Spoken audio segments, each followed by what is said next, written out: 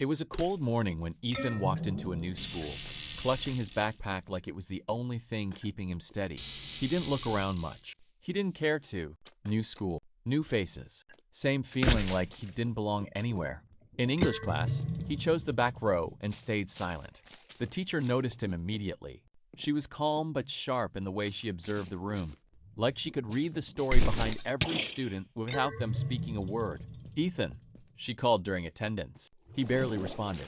After class, she asked him to stay back. "I'm not in trouble," he said quickly. "No," she replied, "but you're also not present." He frowned. "What does that even mean?" "It means you're sitting here, but you're not really here." He didn't answer. Most adults talked too much anyway, but she didn't push him further that day. Instead, she started doing something unusual. She kept noticing him, not loudly, not in a way that embarrassed him, just small things. Asking him simple questions he could actually answer, giving him writing tasks that didn't feel impossible, waiting a little longer than usual when he hesitated. At first, he ignored it. Then he got annoyed. Then, slowly, something changed. One day, she returned his essay with a single sentence written on top. "You're closer than you think." He read it over and over again. The next class, he raised his hand for the first time. His answer wasn't perfect, but it was his, and she nodded like it mattered. That moment stayed with him. Weeks passed.